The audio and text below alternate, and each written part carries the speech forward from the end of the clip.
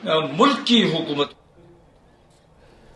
तो अतुल जी आपके पास आऊंगा। दरअसल आपने बताया कि आपने शायद वो ये बयान सुना नहीं था, आपने न्यूज़ इंडिया पर यह बयान अब सुन लिया होगा कि किस तरीके से वो अपनी गिरफ्तारी की मांग करें कि मुझे गिरफ्तार करो गिरफ्तार करो। और एक सबसे बड़ी समझने वाली बात ये कि जब वो वहां मौजूद ही नहीं थे तो उनको कैसे पता कि किसी मुसलमान ने कोई पत्थरबाजी नहीं की, और वो कैसे कैसे एक तरफा कार्रवाई है। अतुल जी, ये बयान मैंने सारे सुने हुए, सुनते जाइएगा। मैंने कहा था कि मुझे इनकी मतलब इनको सुनने की वैसी मतलब के जहन में, हम लोग पढ़े लिखे लोग हैं, समाज में वो चीजें हमें रखनी होती हैं जो हम समाज को अच्छा प्रदर्शित कर सकें। ये समाज की एक हमें आपको, आप सब बैठे हुए हैं, क्या हम अच्छी चीजें को ग्रहण करें वो ज्यादा बेहतर होता है। एक चीज। दूसरी चीज क्या है कि अगर ये सब चीजें पहले से होती चली आ रही हैं और जो भारतीय जनता पार्टी की सरकार को जब उन्होंने ये मतलब कहा था हम इस तारीख को ऐसे ऐसे करेंगे, तो मैं बार बार आपसे कह रहा हूं आपका चैनल बहुत ही अच्छा और बहुत ही जिम्मेदार, और सब लोग देख रहे हैं इस समय। लगभग आपके चैनल पर दो सम्मानित इंडिया गठबंधन, समाजवादी पार्टी और गठबंधन कह लो, हम दो लोग एक मतलब टॉप लीडरशिप में प्रवक्ता बैठे हुए हैं, तो आपका चैनल सम्मानित है। एक चीज सोचिए, हम दोनों जनों के द्वारा बार बार ये बात उठाई जा रही है कि जिला प्रशासन का फेलियर है, जिला प्रशासन का फेलियर है, पुलिस प्रशासन का फेलियर है, लाइव इंटेलिजेंस का फेलियर है। क्या माननीय योगी जी के द्वारा किसी अधिकारी को सस्पेंड किया जाता है? नहीं सस्पेंड किया जाता है। यानी कि तो यही समझ लेना चाहिए, अगर उनको सस्पेंड नहीं किया जाता है या कोई बात अमल में नहीं ला जाती है, तो जिला प्रशासन यानी कि कहीं ना कहीं ये जो नाकामी छिपाने का एक जरिया बनाया जाता है। अधिकारियों के खिलाफ जब कोई कार्रवाई नहीं होती है ना, तो उनका मनोबल बढ़ जाता है कि हमें तो कोई सस्पेंड करेगा नहीं, हम लाठीचार्ज करें, कुछ भी करें।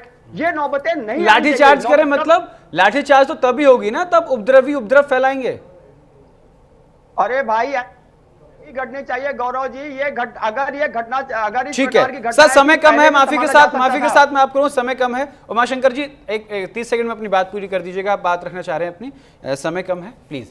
जी जी गौरव जी, देखिए ये बिल्कुल स्पष्ट है, प्रशासन ने ये दंगा होने दिया, और ये जो दंगे हो रहे हैं, अगर तौकीर रजा का बयान नफरती बयान है, तो आप योगी जी के बयानों को याद करिए। वो 80-20 की बात करते हैं, कटो बटोगे तो कटोगी की बात करते हैं, अली बजरंग बली की बात करते हैं।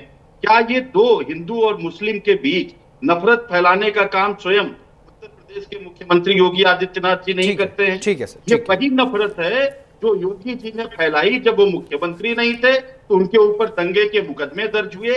मुख्यमंत्री बनते उन्होंने वो मुकदमे हटाए, और मुख्यमंत्री बनने के बाद अपनी सरकार को दोबारा लाने का जो असफल प्रयास वो कर रहे हैं, वो सिर्फ इतना है कि भाई 80-20 कटोगे कटोगे। ये बली, बजरंग बली और अली, ये नफरत की राजनीति प्रदेश में नहीं चलेगी। अब प्रदेश की जनता अब इसको समझ गई है, वो विकास चाहती है, वो सड़क पानी बिजली महंगाई के मुद्दों पर बात करना चाहती है। और इसी से भरे हुए प्रधानमंत्री जी 8 साल बाद जीएसटी पर बजट उत्सव मना रहे हैं। 8 साल तक पूरे प्रदेश और देश की जनता को लूटने के बाद आज वो बजट उत्सव मना रहे हैं। तो 8 साल जो उन्होंने लूट किया था, उसका जवाब भी योगी और मोदी जी को देना पड़ेगा। तो ये जो नफरत की राजनीति है गौरव जी, ये भाजपा को बंद करनी चाहिए। ठीक है सर, ठीक है, बहुत बहुत धन्यवाद आप दोनों का हमारे साथ जुड़ने के लिए। सीधा बरेली रुक करेंगे, बरेली के एसएसपी इस पूरे मामले को लेकर प्रेस वार्ता करें, क्या कुछ करें सुनवाते हैं। और वो संतुष्ट होकर गए। उसके ठीक एक दिन बाद जो है मेरे ही कैंप ऑफिस में शाम के समय जो है मौलाना मिस्टर नदीम के साथ हमारे कैंप ऑफिस में आए, और वहां पर मैं और कप्तान साहब की मौजूदगी में काफी देर बातचीत हुई। हम लोगों ने उनको सारी वस्तुस्थिति से अवगत कराया। ये फिर से बताया गया कि धारा 163 बीएनएसएस लगी हुई है, बिना अनुमति के कोई कार्यक्रम ना किया जाए, और अगर इस प्रकार की जो आप आ रहे हो उनकी शख्सियत के बारे में बताया, भीड़ इकट्ठी जब हो जाएगी तो आउट ऑफ कंट्रोल हो सकता है, और आप जो मार्च कर रहे हो रास्ते में किसी भी प्रकार की जो है दिक्कत आ सकती है, सारी बातों को उनको बताया गया। उसके पश्चात उसी एक दिन बाद उन्होंने कहा कि मैं घर जाके सोच के आपको पॉजिटिव जवाब दूंगा। अगले दिन तक सुबह कहा गया कि पॉजिटिव जवाब आपको मिलेगा, लेकिन रात में फिर उसके बाद मिस्टर नफीस और नदीम के सिग्नेचर से एक हम लोगों को कागज मिलता है जिसपे लिखा होता है कि अब हम लोग इस प्रकार का कोई कार्यक्रम नहीं करेंगे, अर्थात इस्लामिया इंटर कॉलेज में हम एकत्र नहीं होंगे और न ही हम लोग कोई मार्च करेंगे। ये स्पष्ट लिखा हुआ था उनके लोगों की तरफ से। उसको हम लोग लेके मतलब मान के चल रहे थे कि अब इस प्रकार का कुछ नहीं होगा, लेकिन कुछ ही देर बाद इसका भी एक खंडन आ गया फिर खंडन आने के बाद फिर जब उनके लोगों से पूछा गया फिर उस पर उन्होंने कहा नहीं साहब बिल्कुल जो हमने पहले लेटर दिया वो ठीक है। इसके अगली सुबह को करीब 10:30 बजे के करीब जो है मौलाना की तरफ से एक वीडियो जारी किया जाता है कि नहीं जो भी समाचार पत्रों में निकला है और जो भी आपने सोशल मीडिया या अन्य जगहों से आपको लोगों को पता चला है और जो एक लेटर जारी किया गया वो सभी फेक है और हम पूर्व प्रोग्राम की तरह ही कार्यक्रम करेंगे। इसके पश्चात हम लोग लगातार मौलाना के टच में रहे। करीब 12 बजे से लेकर शाम 6 बजे तक मैं और हम लोग लगातार मतलब बातचीत हम लोग करते रहे अलग अलग माध्यमों से।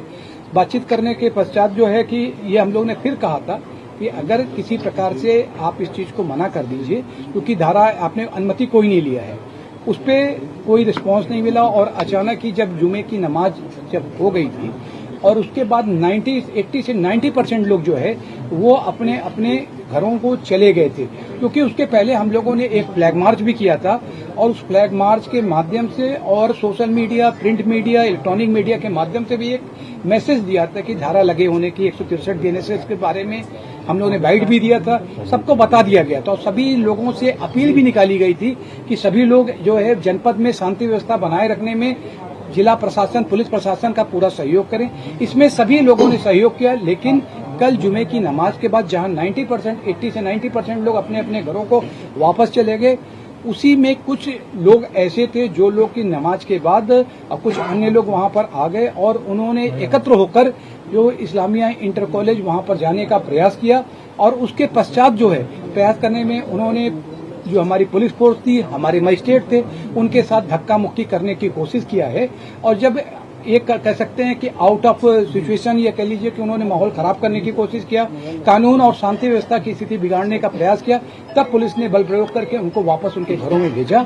और उसके पश्चात से जो लगातार जो एक ऐसे लोगों को चिन्हित करने की उसकी आवश्यक कार्रवाई जारी है। अब आपको डिटेल में इसमें कितने लोगों के खिलाफ वो अभी वरिष्ठ पुलिस अधीक्षक महोदय बताएंगे। सर तौकीर रजा के गिरफ्तार हो गए हैं सर सवाल ये है कि तौकीर रजा गिरफ्तार हुए हैं, छठे लोगों के साथ सामने देखिए जेल में उनको भेजा गया है। माइक सर एक मिनट माइक लगा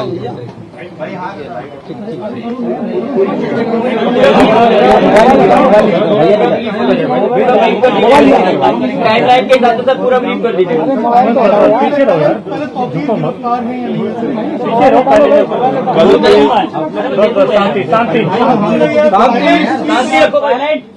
कल की घटना के संबंध में जैसा कि आप अवगत हैं कि जुमे की नमाज के बाद कुछ जगहों पे अलग अलग थाना क्षेत्रों में पुलिस और प्रशासन की जो ड्यूटियां लगी हुई थी वहां पे कुछ लोगों के द्वारा हिंसक प्रदर्शन किया गया, जिसके संबंध में कल हम लोगों ने बताया था कि हम कठोर विधिक कार्रवाई सुनिश्चित करेंगे।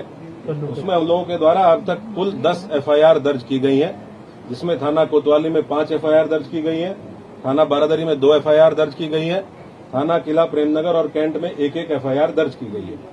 इन दर्ज FIRों में आज हम लोगों के द्वारा कुल 8 अपराधियों को जो इस घटना में शामिल थे, 8 अभियुक्तों को गिरफ्तार करके जेल भेजा गया है। उनके नाम मैं आपको पढ़ के बता देता हूं।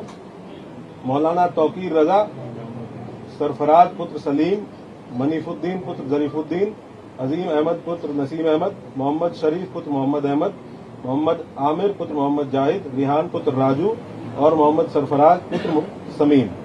इन 8 लोगों को आज हम लोगों के द्वारा गिरफ्तार किया गया है और जो रिमांड मजिस्ट्रेट है उनके समक्ष पेश करते हुए न्यायिक हिरासत में इनको लिया गया है। कोर्ट के आदेश के उपरांत इनको संबंधित जेल में भेजा गया है। टोटल जो 10 FIR दर्ज हुई है उसमें जो प्रमुख FIR है थाना कोतवाली की, इसके बारे में मैं आपको बता देता हूँ। FIR नंबर 489/25, जिसमें भारतीय न्याय संहिता की धारा 109(1), 109(2), 118(2), 121(2), 189(5), 191(2), 195(1), 196(1), 196(2), धारा 223, 310(2), 324(5), 324(6), 61(2), धारा 62, आपराधिक कानून संशोधन अधिनियम धारा 7, सार्वजनिक संपत्ति नुकसान निवारण अधिनियम धारा 3 और सार्वजनिक संपत्ति नुकसान निवारण अधिनियम धारा 4। इन समस्त गंभीर धाराओं में जो हमारी प्रमुख FIR है, जो खलील तिराहे पे घटना हुई थी, जिसमें जो पुलिस बल वहां पे लगा हुआ था, मजिस्ट्रेट्स जो वहां पे लगे हुए थे, इनके द्वारा बहुत संयमित तरीके से वहां जो भीड़ आई अचानक से उसको रोकने का प्रयास किया गया, समझाने बुझाने का प्रयास किया गया। उसके बावजूद इस भीड़ के द्वारा बैरिकेडिंग को तोड़ के पुलिस बल के साथ दुर्व्यवहार करते हुए इस्लामिया कॉलेज पहुंचने के लिए प्रयास किया गया और उसके अंतर्गत पुलिस के ऊपर हमलावर हुए, पुलिस के ऊपर पथराव किया गया। वहां से हम लोगों के द्वारा जो सामग्री रिकवर हुई है उसके बारे